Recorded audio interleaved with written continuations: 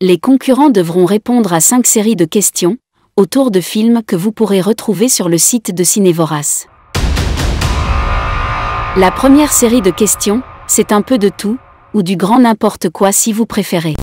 Copland, un film de James Mangold, proposé en février 2022 sur le site par Louis Cyrus, présente une belle brochette d'acteurs.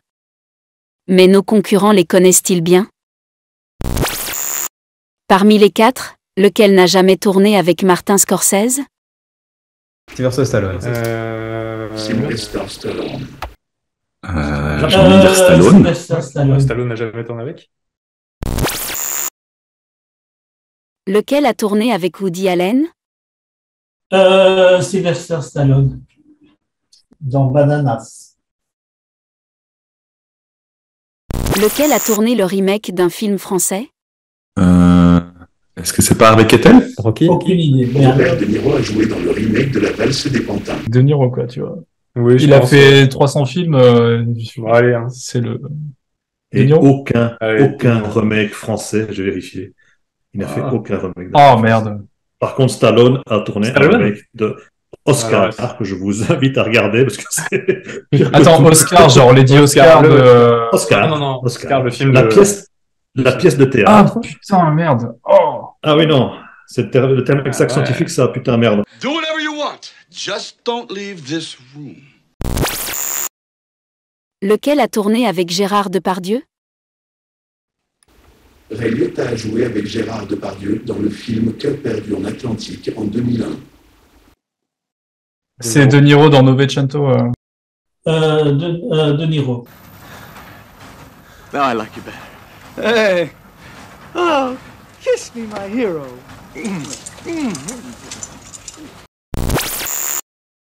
Lequel est mort? Ray Liotta. Le tout au fond. Ray Liotta, en effet. Ray Liotta. Je suis désolé de vous apprendre qu'ils sont tous les 4 toujours en vie. Et bah, du coup, le mec l'acteur dont qui on est oublie à droite. Ouais. Quelle honte. Attends, comment il s'appelle?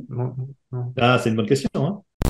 Il y a quelques bons western spaghetti dans le ciné-club de Cinévoras, et notamment Keoma d'Enzo Castellari proposé en octobre 2022 par Checo.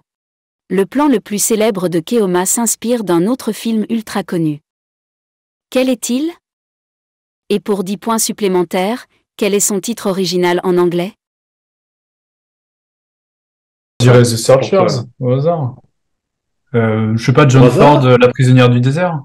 Le surcadrage avec la Alors, porte ouverte. non seulement vous avez 10 points pour l'avoir dit en français, Wow. mais vous avez Ah, 10 points pour l'avoir dit en bravo. anglais. Mais tous les films italiens ne sont pas aussi sérieux que Keoma.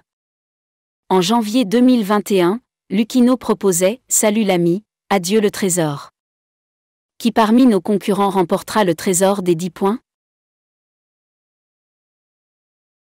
Quel est le vrai nom de Terence Hill? C'est un nom allemand, mais je me suis... attends. Non, c'est l'autre qui est allemand. Non, je sais pas. Mario Bolencini, je sais plus. Mario Girotti, je te mets 2,5 points. Che vi prende? Ah oui, toi, tu l'as vu dans Don Matteo. C'est Don Matteo. Tu l'as reconnu? Tu l'as reconnu. Allez, je te donne. Tu connais son nom en italien? Don Matteo. Don Matteo, Mario Girotti. Quel est le vrai nom de Bud Spencer? De Bud Spencer. Mario. Luigi. Bud Spencer est le nom de scène de l'acteur italien Carlo Pedersoli. Dans quelle superproduction est-il apparu sous ce nom? Je sais pas moi, Covadis, mais je crois pas que c'est ça. Eh bien, c'est Covadis. C'est Covadis. Eh ben, c'est mon... C'est la seule super production tournée en Italie que tu connais. C'est ça. Quel immense film avec Burt Lancaster Terence Hill a-t-il joué? Le Guépard. Le Guépard. Le Guépard, c'est le Guépard. Je le connais. Terence Hill, Mario Girotti, a joué dans plusieurs films avec Burt Lancaster, dont La main droite du diable et La guerre des boutons. L'ascenseur pour l'échafaud est un film de Louis Malle judicieusement proposé par Matt en mars 2023. Mais ce dernier, et les autres, connaît-il la filmographie de Jeanne Moreau? Bonne question, à laquelle personne ne sut répondre.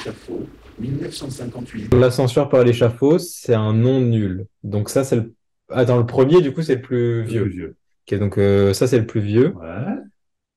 Touchez pas à Grisby, c'est quand même pas ouf, mais les 400 coups, si c'était sorti trop près de 300, ce serait pas ouf. Donc les 400 coups, deuxième, et le coup de Grisby, dernier.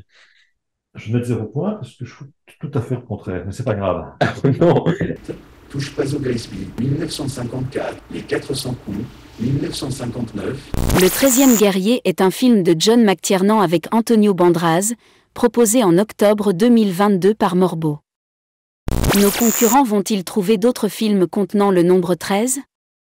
Que faut-il? C'est quoi, c'est Ocean's 13? Millions en 3 minutes. Ah, c'est Ocean's 13. Ouais. Ah, Océane 13. Le film que vous cherchez, Ocean's 13.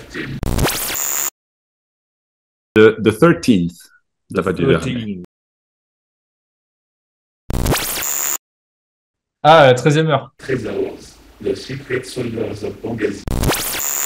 Il y a des trucs que je connais pas. Hein. Bah ouais. Vraiment pas. Ça, tu connais. Non. Ça, tu connais. Non. Bah, allez. Non, je vois pas. Il y a un petit truc là, le petit appareil là. La grosse lune. Oui, et alors? Et il y a à côté de la grosse lune, il y a un petit appareil qui fait le tour de la lune, Oui. qui revient sur Terre. Et alors, oui. Et puis qu'il a un souci, il téléphone à Australie. Ah, oui. Oui, évidemment, Apollo 13. Oui. Non, je vais quand même pas te compter le point, faut pas. Apollo 13? Ah ben, j'ai Apollo 13?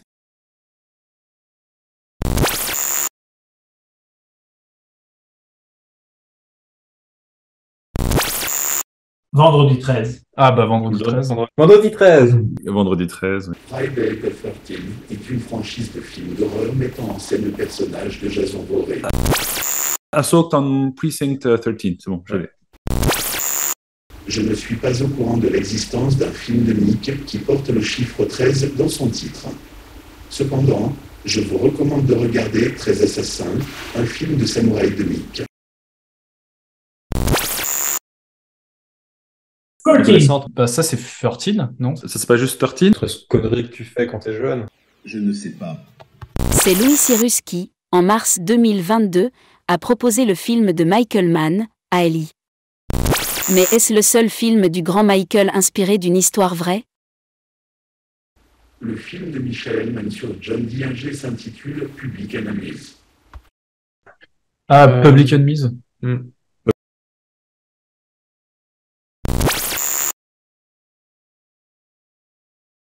Attends, comment s'appelle ce film? Je suis désolé, mais je ne suis pas en mesure Pour de la trouver des cigarette, films de Michael Mann sur Jeffrey Wingard.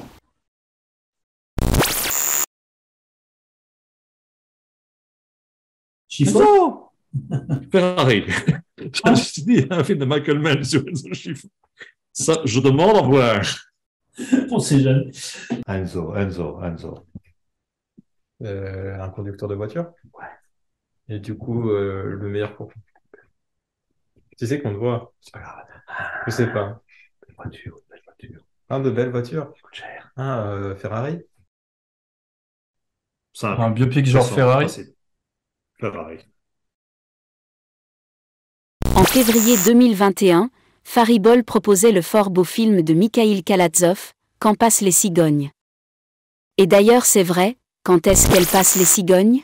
En 1947? En 1957? En 1967, au début du printemps? Quand passe le cigogne est un film soviétique réalisé par Mikhail Kalatozov en 1957. Et pour terminer cette première série de questions, cite-moi 3 films avec François-Xavier de Maison. Il y a Coluche. C'est quoi, c'est Coluche? C'est l'histoire d'un mec? Ah oui, c'est le prof d'histoire dans les profs. Enfin, le prof de géo. Dans les profs 2, alors, parce que prof 1, non. Ah, c'est un des profs de les profs? Non. Alors, je ne sais sais pas. Non.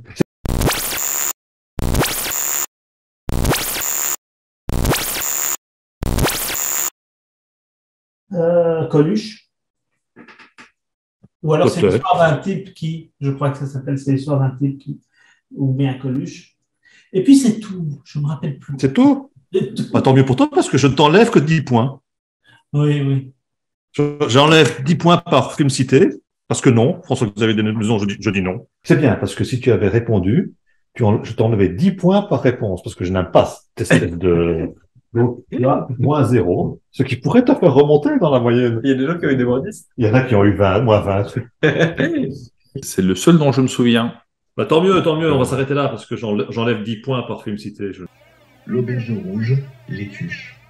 Les bleus, premier pas dans la police. Et 40 points de moins pour Yves et Matt. Ça leur apprendra à faire les malins. Voyons quelles sont les positions de nos concurrents après la première série de questions. Philippe est en tête avec 115 points. Matt et Yves, longtemps premiers, ont perdu des plumes parce qu'ils connaissent trop bien François-Xavier de Maison. Mathéo et Yves ne sont pas loin avec 90 points. Le chat GPT par contre est vraiment largué.